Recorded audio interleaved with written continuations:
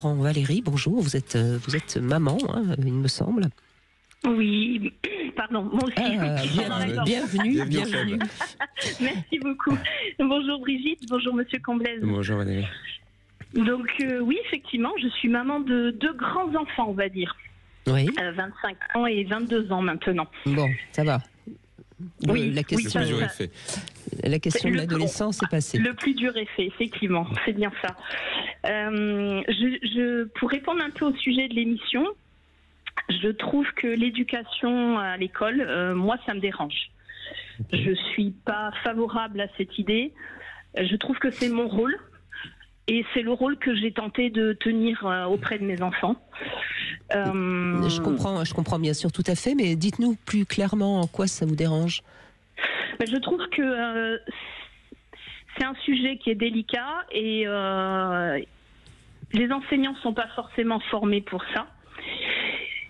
Et déjà, nous, en tant que parents, il faut qu'on trouve les mots pour pouvoir expliquer à nos enfants et savoir faire passer des messages sans les heurter, sans les fâcher, sans se fâcher avec eux.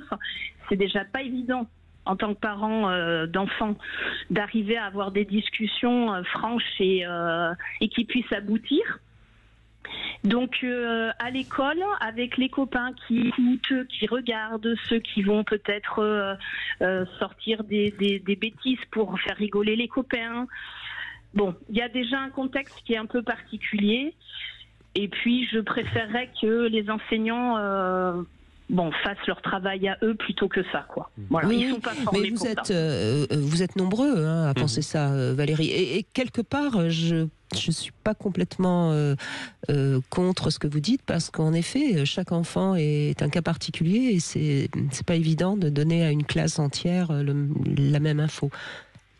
Oui, c'est ça, tout à fait. Et vous disiez que vous jouez ce rôle donc pour apprendre à vos enfants comment aborder ce sujet, comment le réfléchir. Oui. Est-ce que c'était un rôle facile à prendre ? Est-ce que vous avez trouvé, vous parliez des mots par exemple à trouver, est-ce que c'est des mots que vous avez trouvés facilement ou comment ça s'est passé ?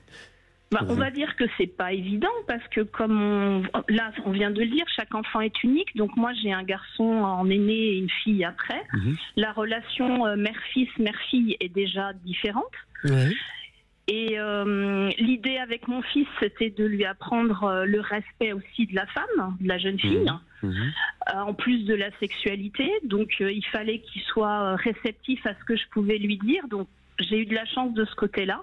C'est vrai que c'est un jeune homme qui parle facilement, qui écoute facilement, donc voilà. En tout cas, j'ai envie de dire bravo Valérie, parce que si toutes les mères expliquaient à leurs garçons qu'il faut respecter les femmes, on avancerait déjà d'un grand pas.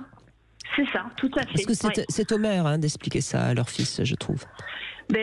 Si on veut arrêter que se perpétue, entre guillemets, une tradition d'hommes machistes, il faut que les mamans arrêtent d'élever leurs enfants comme des machos et des petits rois à la maison. Oui, bien sûr, bien sûr. Et alors, parce que tous les parents n'ont pas cette possibilité ou cette capacité de pouvoir accompagner leurs enfants sur ce sujet qui est, il est vrai, délicat. Donc, je vous rejoins sur un certain nombre de choses, mais si les parents ne sont pas au rendez-vous et si l'école, si je vous suis, ne l'est pas non plus, est-ce que vous ne pensez pas qu'il y a un risque dans ce cas-là ? Parce que tous les parents ne le font pas, justement, cet apprentissage. Bien sûr, mais je pense qu'il y a une histoire culturelle aussi, il y a une question d'éducation. Dans certaines familles, c'est des sujets qui sont tabous, qui ne sont pas abordés. Et je pense qu'on vit dans un pays où on a la chance de pouvoir avoir des associations, des professionnels. Et j'aurais envie d'inviter les familles, les parents à se retourner, à aller voir ces personnes-là, justement, pour se faire aider. Mais si on n'a pas les mots. Oui, bien sûr, mais Valérie, justement, est-ce que vous avez eu les mots, vous, par rapport à la pornographie ? Est-ce que vous leur en avez parlé ou est-ce que vous avez... Alors la pornographie, on l'a abordée, bien entendu, parce que c'est une génération, là en tout cas pour mes enfants, où ça a commencé à devenir... c'est clair, à prendre de plus en plus de place, ce qui n'était pas mon cas, ni celui de mon mari, quand on avait leur âge. On était quand même beaucoup plus protégés. Et je dirais que c'était de leur expliquer que ce qu'ils voyaient, ce n'était que des images, c'était pas la réalité. Que moi, en tout cas, je trouvais ça violent parfois comme image, en fonction des films qu'on pouvait voir certaines images, et que il fallait qu'ils comprennent que traiter une jeune fille comme ça, c'était pas forcément possible, quoi. Enfin, en tout cas, pour moi, c'était pas possible. Donc, il fallait de l'écoute entre les deux, il fallait du respect, et que si la jeune fille ou même le jeune homme dit non, c'est non, quoi. Voilà. Et on écoute et on respecte.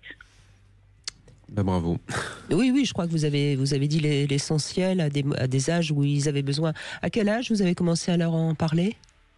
Alors, je me souviens que pour mon fils aîné, ça a été sur le collège. Je pense autour de la 5e. Et maintenant qu'ils sont adultes, et votre fille, vous avez commencé à quel âge ? Peut-être un tout petit peu plus tard, mais c'est plus délicat, je trouve, de l'aborder avec une fille, parce que justement, il y a cette rivalité, entre guillemets, entre la mère et la fille.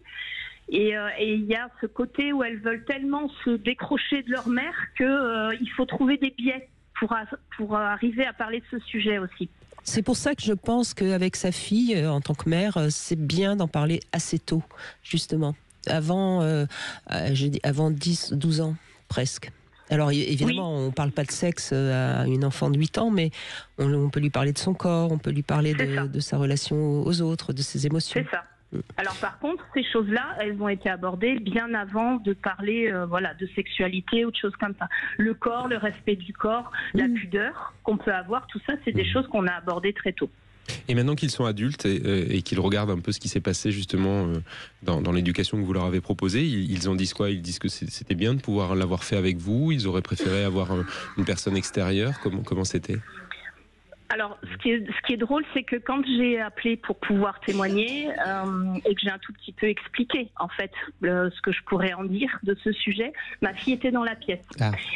Et j'ai dit à votre collègue que il fallait être subtil et leur laisser aussi une marge de découverte.